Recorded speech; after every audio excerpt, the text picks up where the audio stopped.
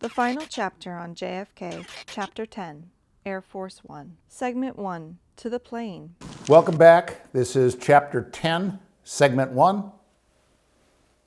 After John F. Kennedy was shot at 12:30 in the plaza, everyone in that area knew that something was wrong. They all heard gunshots, whether it was 1, 2, 5, whatever. Everybody in that plaza heard gunshots. Kennedy's limo with his occupants headed directly to Parkland Memorial Hospital, which was only a few miles away. With Kennedy being incapacitated, Lyndon Johnson had to be available and had to survive in order to keep the country running. Immediately after Kennedy was shot, Secret Service agents attempted to get Johnson to return to the plane where there was direct communication with the White House. Johnson refused, but rather went to the hospital. At approximately 12:45, Lyndon Johnson entered Parkland Memorial Hospital rather than Love Field or Carswell Air Force Base. All the actions that were taken following Kennedy's shooting had to have been the work of Lyndon Johnson. Shortly after Johnson entered the hospital, one of Kennedy's aides, Kenny O'Donnell, came up to Johnson and told him to go back to Love Field and to get on a plane and to get out of Dallas and go back to Washington, D.C. Johnson refused. O'Donnell went again and talked to Johnson, and this time Johnson was more receptive, but he asked O'Donnell if he could take Kennedy's plane. Now, of course, there was no difference between the plane that Kennedy flew in on and the second plane that Johnson flew in on. They were identical, had the same communication equipment, and the only difference essentially was that one had a red tail stripe and the other a blue tail stripe. Why Johnson even asked about taking Kennedy's plane is completely baffling. Air Force One is a designation given to any plane that a president flies on. But even after he received approval from Kenny O'Donnell to take Kennedy's plane, Johnson still did not go.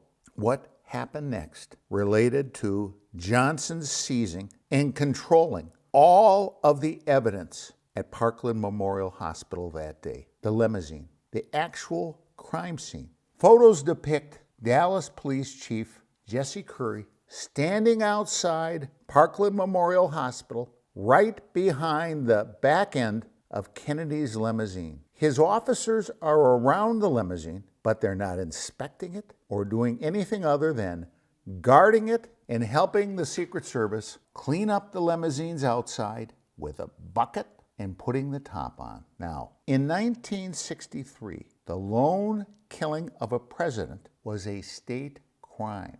It was not a federal crime. It did not become a federal crime until after Kennedy's assassination. As such, all of the evidence in this case at the time that Jesse Curry was standing outside of Parkland Memorial Hospital was the Dallas Police Department's obligation to lock down the crime scene or scenes to collect the evidence and to charge any suspect or suspects with the crime. Now, aside from the limousine, which Johnson ordered the buttoning up and removal of and taken away from Parkland before he even exited the building.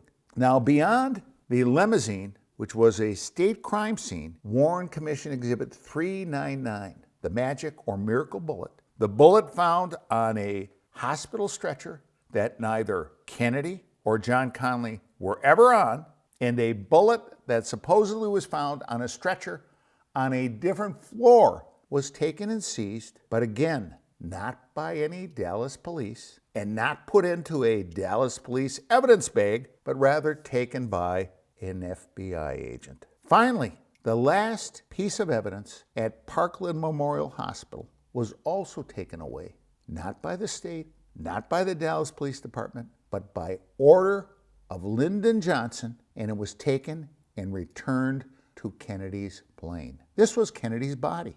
An autopsy of Kennedy's body was required to be conducted in the state of Texas under Texas state law. At the time of Kennedy's death, at Parkland Memorial Hospital was Dr. Earl Rose, a qualified, competent coroner who was a forensic pathologist. After Kennedy was pronounced dead, as they were wheeling him down the hallway on a gurney, Earl Rose was ready to conduct the autopsy. Yet, he was stopped by the Secret Service, who insisted that they were going to take Kennedy's body with them back to Washington, D.C. Dr. Earl Rose stood his ground, got a Dallas policeman to help him, and attempted to stop the Secret Service from taking Kennedy's body, contrary to Texas law. According to various reports, the Secret Service, in order to take away this key piece of evidence, either drew their pistols on the doctor and the Dallas policeman,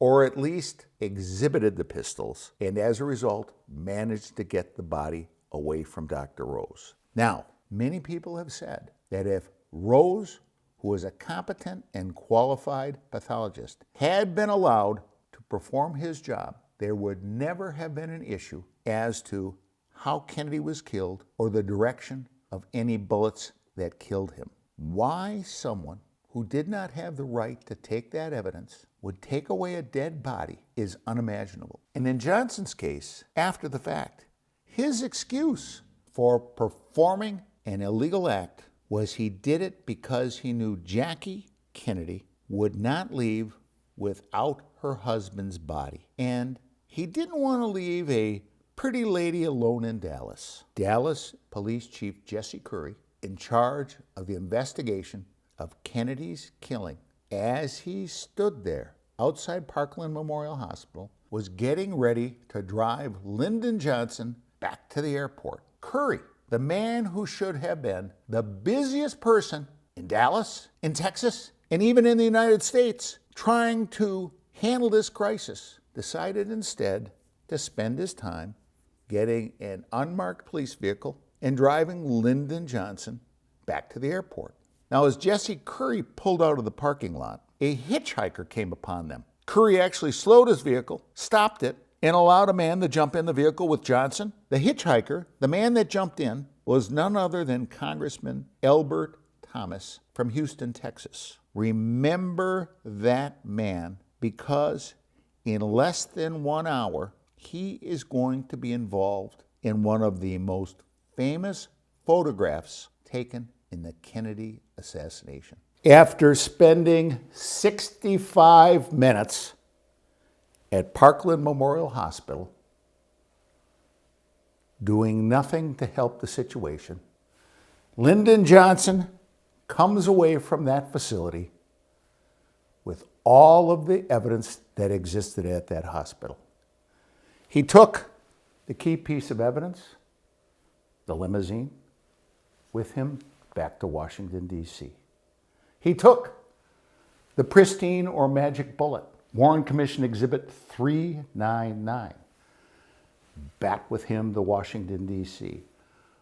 Both of those pieces of evidence were Texas property because the lone killing of a president in 1963 was a state crime.